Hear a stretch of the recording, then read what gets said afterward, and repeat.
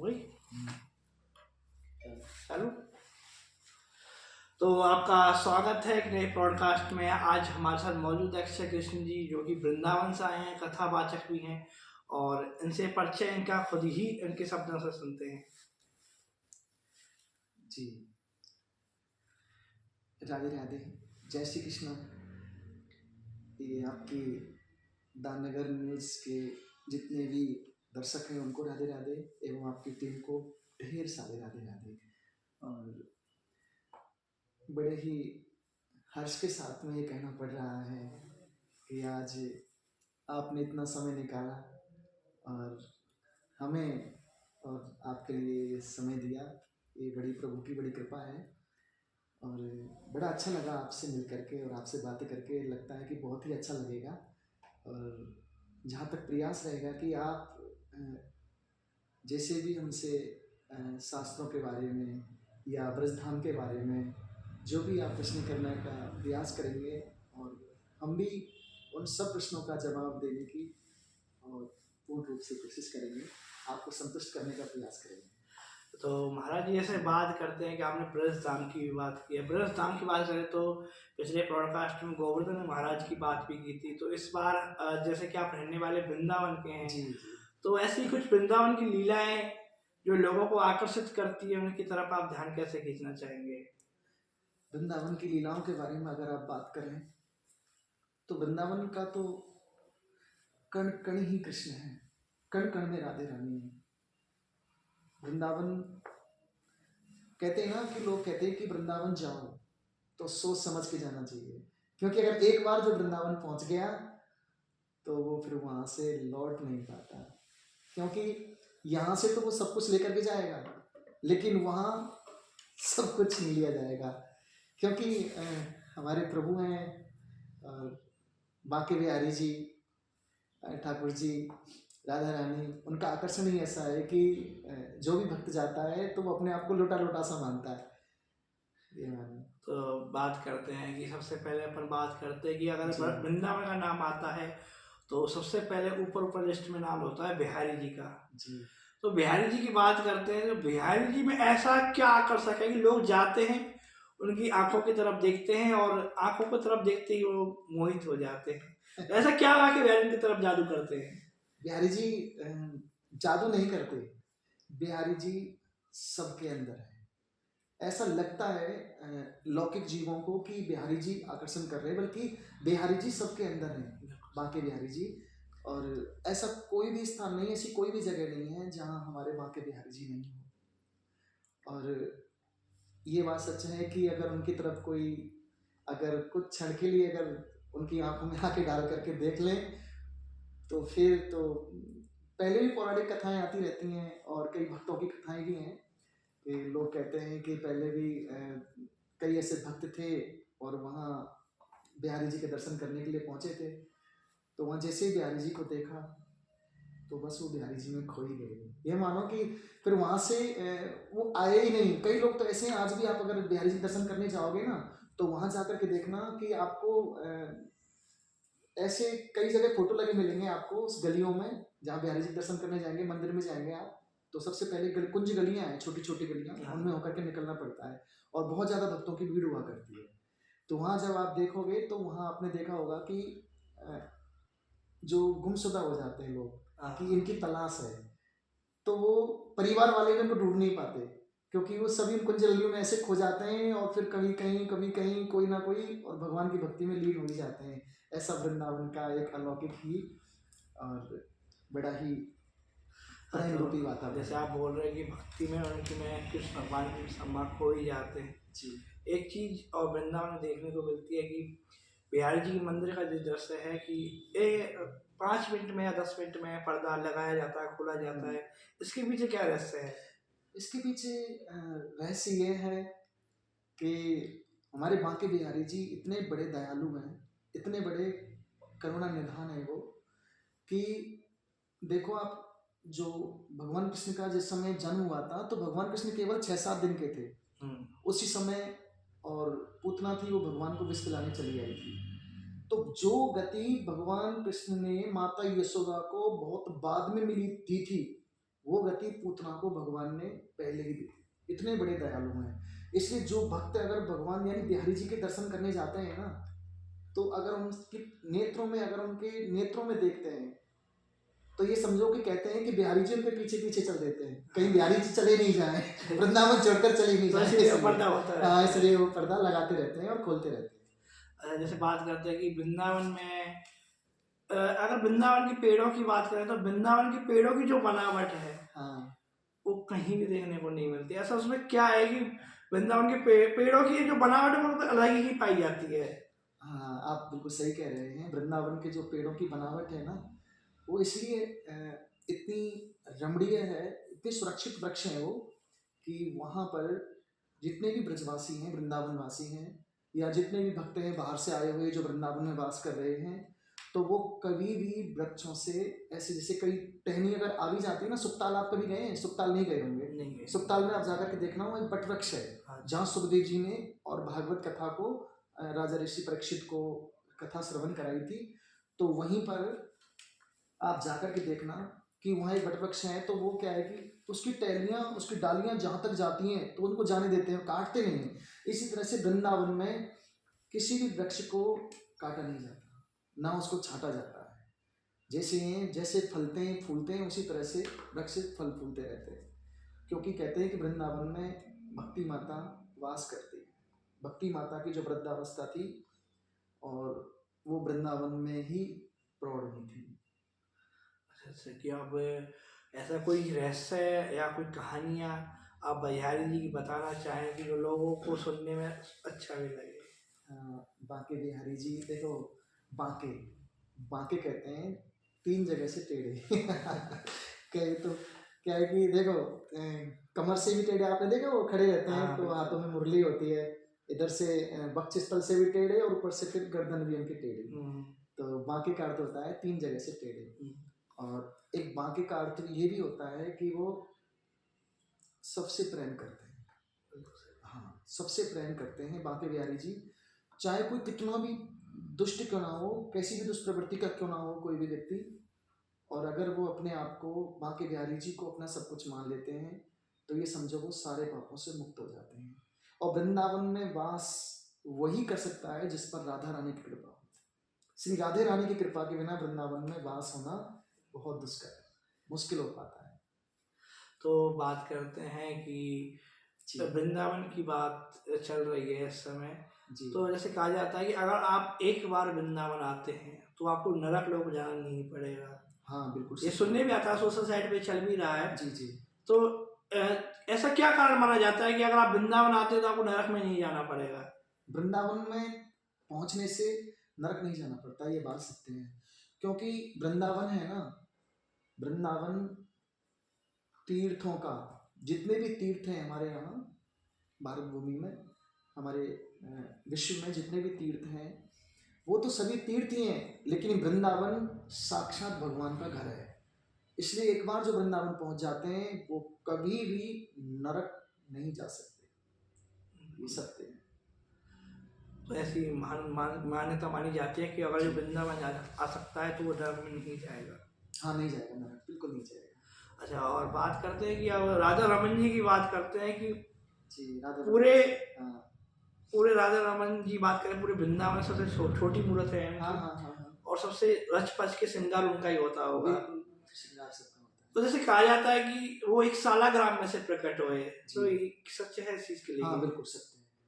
साक्षात में शालिग्राम ही रमण बिहारी जी हैं, और रमण बिहारी जी ही शालिग्राम जी हैं। जो वैष्णव जन होते हैं वो सभी शालिग्राम जी की पूजा करते हैं, और वैष्णव जन ही रमण बिहारी जी की वहाँ पूजा अर्चना करते हैं। बाकी के सभी भक्त हैं बड़े भाव से को पूजा करते हैं, अर्चना करते हैं, लेकिन विशेषतः वैष्णव जन राधा राम, ऐसे कि रमण जी की आप बात कर रहे हैं, तो ऐसा कहा भी आता है कि उन्होंने अपनी भक्ति से खुश होकर उनको प्रकट किया था। हाँ बिल्कुल, ये सत्य बात है। उन्होंने अपनी भक्ति से ही प्रसन्न होकर के उसको प्रकट किया था। बात करते हैं कि अभी राधा रमन जी की बात चल रही है। ऐसा बोला जाता है कि वृंदावन में वह एक ऐसे भगवान है कि अगर दांत देखने को मिलते हैं तो अगर किसी भक्त को दांत दिखते हैं तो वो उससे खुश है। अगर जिसको दांत नहीं दिखाई देते फिर उसका क्या, उसको कहा जा सकता है कि वो निराश है उनसे? नहीं, ऐसा नहीं है, ऐसा तो नहीं कह सकते कि वो उनसे निराश हैं किसी को। वो क्या है कि हमारा भाव होना चाहिए, हम किस भाव से उनका दर्शन कर रहे हैं। जिस भाव से हम उनका दर्शन कर रहे हैं तो बिहारी जी उनको उसी भाव में दिखाई देंगे। और जिस भाव से, जैसे कि हमारी आंखें होती हैं ना, हम आंखों पे जैसे चश्मे लगा लेंगे तो दुनिया में वैसी दिखाई देगी। लाल चश्मे लगाएंगे दुनिया लाल दिखाई देगी, पीले लगाएंगे तो दुनिया पीली दिखाई देगी। इसलिए हम जिस भाव से दर्शन कर रहे हैं ना, उसी भाव से हमें बिहारी राधा रमण जी दिखाई देते, उनका दर्शन हो पाता है। तो उसी के पास चलते हैं कि परिक्रमा है कि ऐसे कि गोवर्धन महाराज की परिक्रमा है वो निश्चित जगह से चालू होती है और निश्चित जगह पे जाकर वो खत्म होती है। वृंदावन के हमने देखा है कि कहीं से भी आप परिक्रमा चालू कर सकते हैं। हाँ, तो ऐसा वृंदावन में क्या रहस्य है कि भाई कहीं से चालू कर सकते हैं आप वृंदावन परिक्रमा? क्योंकि वृंदावन का ये रहस्य है कि वृंदावन में ये बात सच है कि आप कहीं से भी परिक्रमा प्रारंभ कर सकते हैं। वृंदावन की परिक्रमा जैसे कि ज्यादातर लोग क्या है कि इस्कॉन मंदिर से प्रारंभ करते हैं, वहीं कालीदेव मंदिर है, वहीं से प्रारंभ करते हैं और वहीं पर फिर आगे चलते जाते हैं। फिर कालीदेव मंदिर पड़ता है, कालीदेव मंदिर के दर्शन करते हैं, फिर धीरे धीरे से दर्शन करते हुए निकलते हैं। इधर छठीकरा वाला रोड आ जाता है, इधर प्रेम मंदिर है।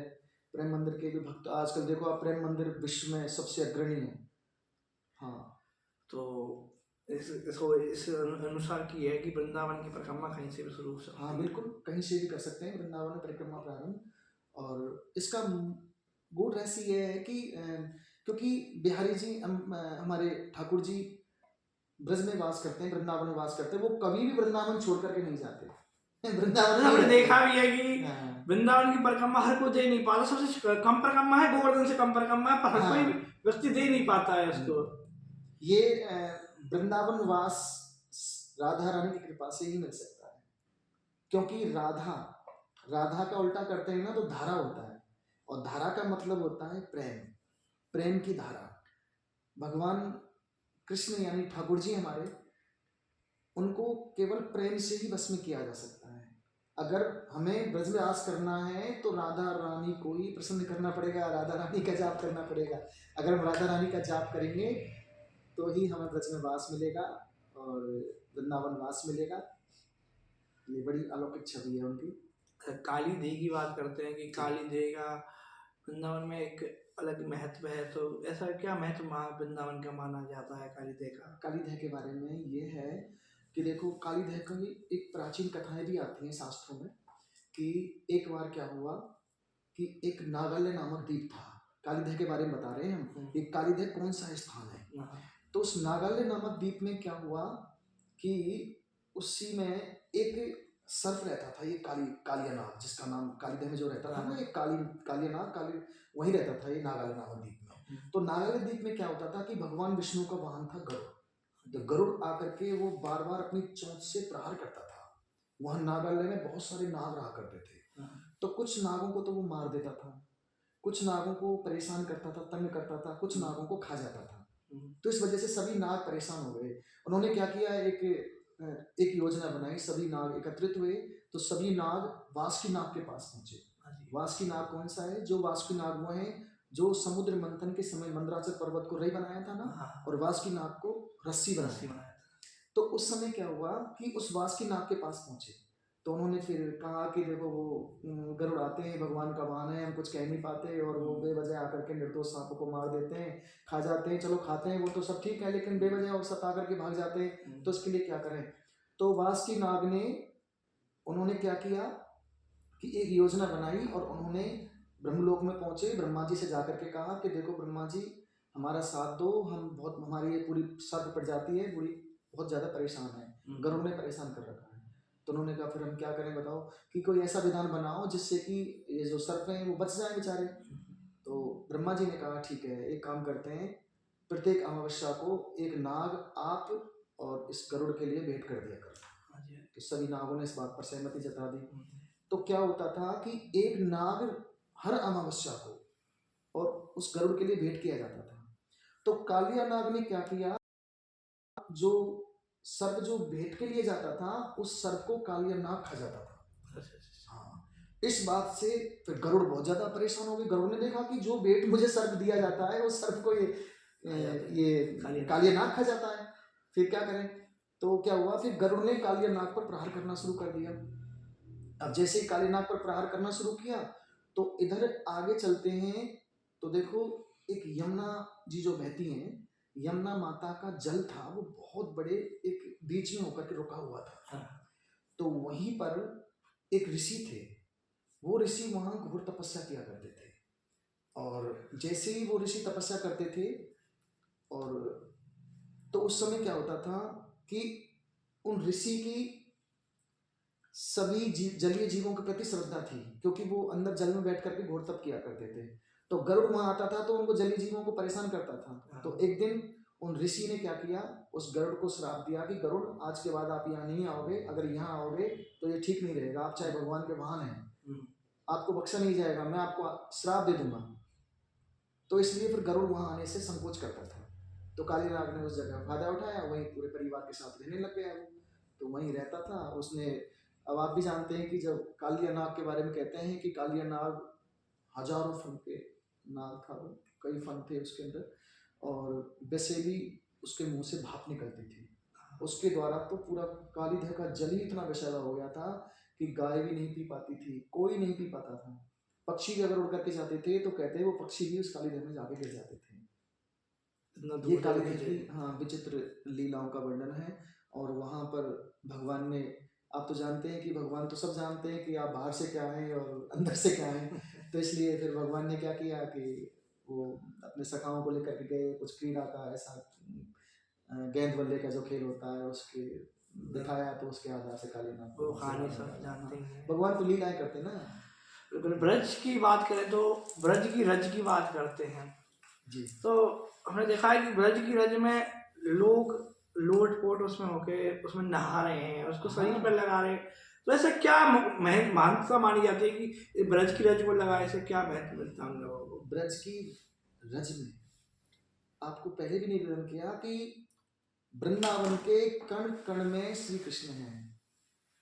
ऐसा पता नहीं न जाने कौन सी रज भगवान श्री कृष्ण के चरणों से लगी हो, वो कण अगर हमसे लग जाए तो हम हमारा जीवन धन्य हो जाए।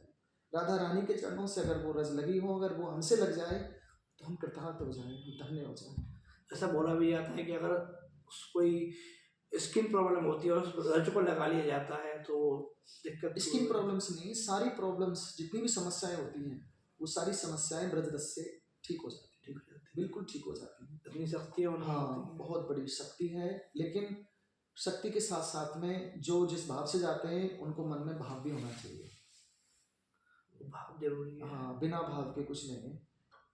पर बात करते हैं कि अब वृंदावन में इस समय इतना भीड़ का प्रकोप हो गया, और शनिवार रविवार की बात देखें तो उससे तिगनी चौगनी को भीड़ हो जाती है। हाँ। इसका एक खास कारण जाता है कि कुछ लोग वीडियो बनाने के लिए जाते हैं, कुछ लोग दर्शन के लिए भी जाते हैं, बहुत लोग।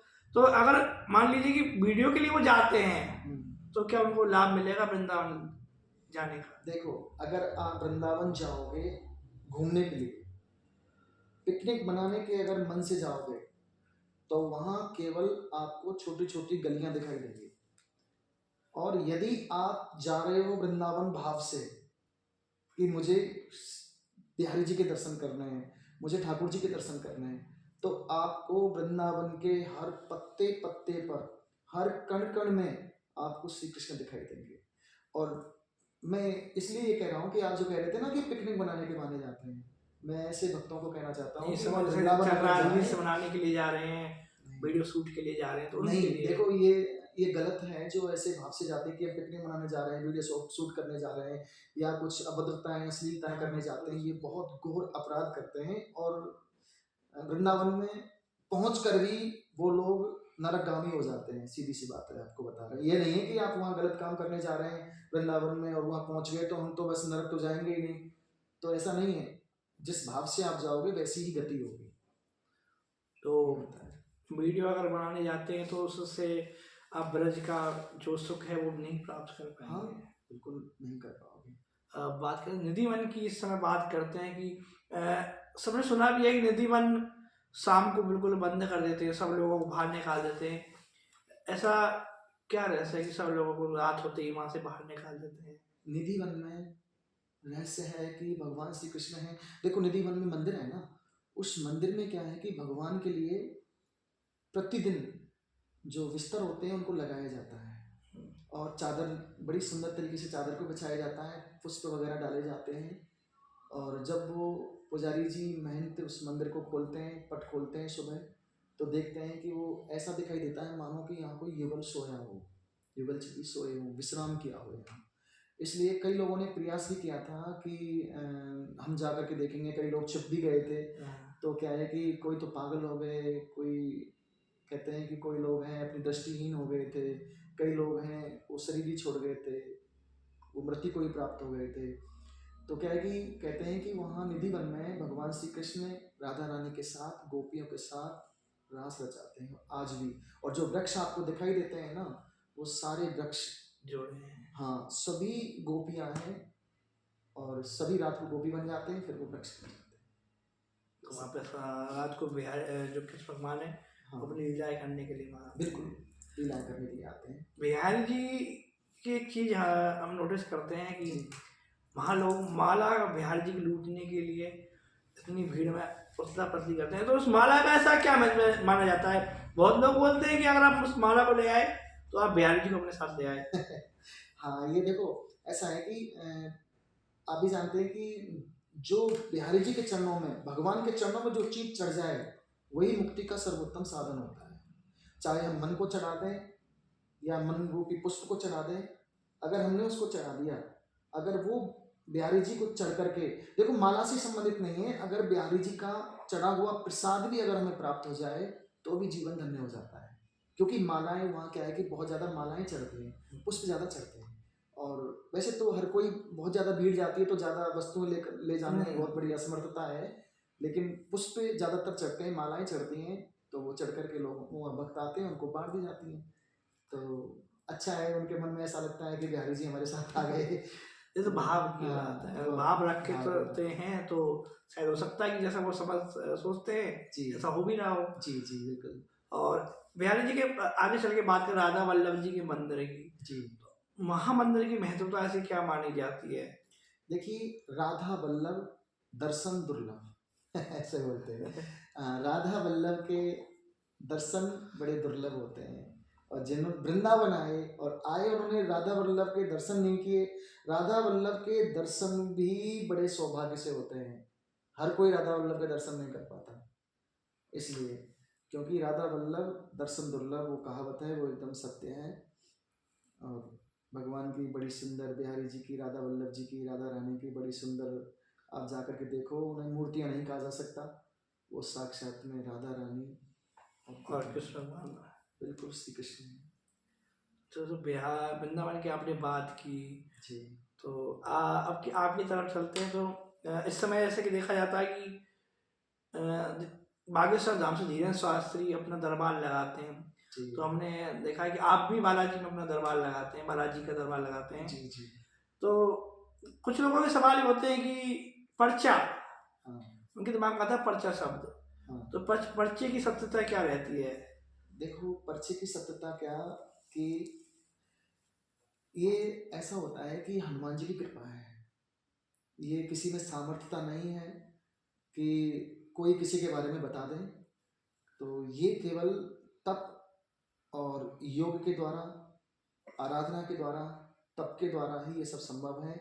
और हनुमान जी की तो कृपा ऐसी है कि किसी देवता का तो सतयुग में प्रताप होता है, किसी का त्रेता में होता है, किसी का द्वापर में होता है, किसी का कलयुग में होता है, लेकिन हनुमान जी का तो चारों युग प्रताप तुम्हारा, चारों युगों में हनुमान जी का प्रताप फैला हुआ है।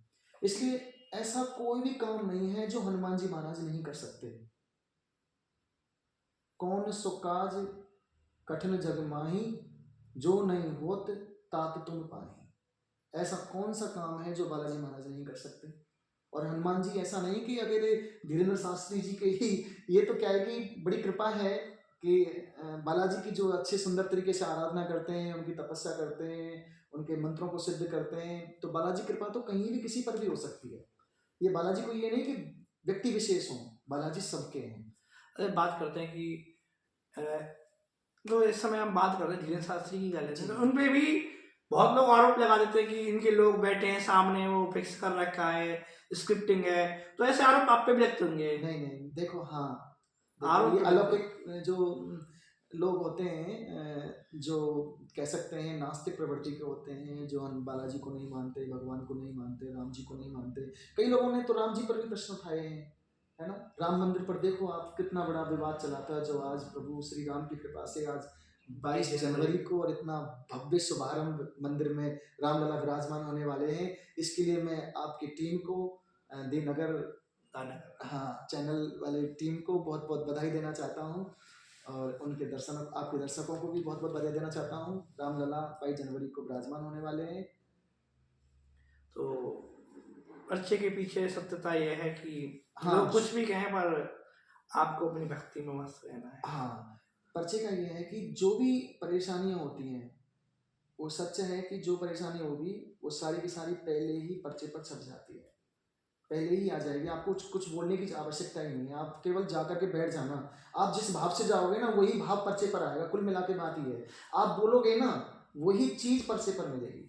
ये बात सत्य है। तो दरबार की कुछ ऐसी कहानी जो आपको लगता है कि ये यादगार रही है, जो दर्शकों को आप बताना चाहें। दरबार की तो देखो, हाँ यादगार कहानियाँ, दरबार तो देखो चमत्कार तो होते रहते हैं दरबार में, तो हर दिन नई नई कहानियाँ घटित होती रहती हैं।